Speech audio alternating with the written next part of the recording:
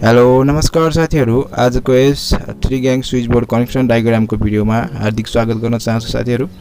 आज चाहिँ हामीले 3 ग्याङ स्विच बोर्ड कसरी कनेक्सन गर्ने, लाइन न्युट्रल कसरी लिएर आएर 3 ग्याङ स्विच बोर्डमा कनेक्सन गर्ने भनेर सिकाउने छु।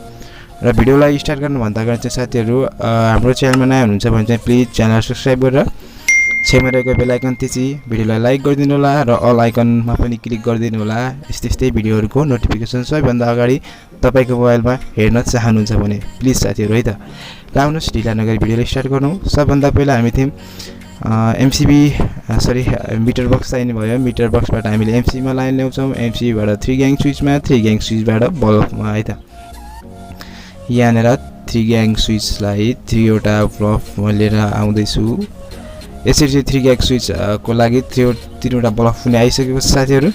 अब सबभन्दा हाम्रो पहिला काम हुन्छ लाइनको काम। यहाँनेर लाइन देख्न सक्नुहुन्छ, मिटर भन्दा यतापट्टि साइडमा लाइनको तार आयो र मिटरको पहिलो पोइन्टमा हामीले जोड दिनुपर्छ। यहाँनेर मैले जोड दिइसके। त्यसपछि हाम्रो काम हुन्छ न्युट्रलको काम। न्युट्रल पनि तपाईले पोलबाट लिएर आएको न्युट्रल है त, डाइरेक्ट नेपाल इलेक्ट्रिसिटी अथोरिटी को लाइन चाहिँ तपाईले मिटरको सेकेन्ड पोइन्टमा, त्यो चाहिँ अब तपाईले तपाईको घरमै जोडिराको हुन्छ, त्यही पनि मैले डायग्राम देखाइदिइराको हो। त्यसपछि मिटरबाट आउट गरेर तपाईले डबल पोल MCB मा चाहिँ कनेक्ट गर्नुपर्छ है त। डबल पोल MCB बाट एउटा तारको तलपट्टि एउटा तार तलपट्टि लगेर इन र अर्को पनि तलैपट्टिबाट इन गर्नुपर्छ DP MCB मा, र आउट गर्दा चाहिँ जहिले पनि माथिबाट आउट गर्नुपर्छ। आउट गरेर फेज तार मात्र तपाईले स्विचमा लगे पुग्छ।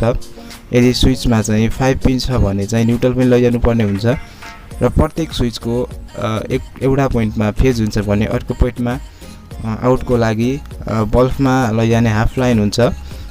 र हामीले दुईवटा स्विचको दुईवटा बत्तीको लागि लिएर गइसकेका छौं र अर्को यो 3 वटा बत्तीको पनि कनेक्सन भइसकेको छ। र अब चाहिँ अहिलेसम्म चाहिँ हामीले न्युट्रल बाहेक लाइन तार चाहिँ प्रत्येक बोर्डहरुमा आइसकेर बल्बमा पनि पुगिसकेको छ। अब हाम्रो काम हुन्छ न्युट्रलको। न्युट्रल चाहिँ अब हामीले प्रत्येक बल्बमा दिनुपर्ने हुन्छ। यो डबल पोल MCB बाट तपाईले प्रत्येक बल्बमा न्युट्रल लगेर बल्बमा दिएपछि बल्छ। यहाँनेर अब हामी दिन्छौं।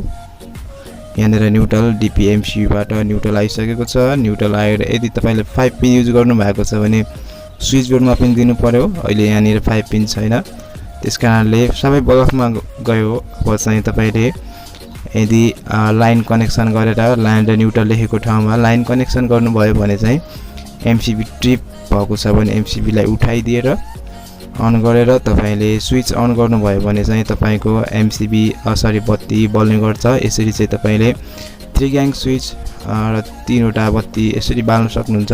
प्लिज भिडियो मन पर्यो भने चाहिँ भिडियोलाई लाइक गरिदिनु होला, च्यानल सब्स्क्राइब गर्नु होला। आगामी दिनहरुमा यस्तै भिडियोहरु हेर्न चाहनुहुन्छ भने प्लिज है त केही नबुझेको कुराहरु छ भने प्लिज कमेन्ट पनि गरिदिनु होला। र साथीहरु अर्को भिडियोमा पक्कै भेट्नु होला है त। साथीहरु हस्त आफ्नो ख्याल गर्नु होला, स्वस्थ रहनु होला, व्यस्त रहनु होला। हस्त साथीहरु, नमस्ते।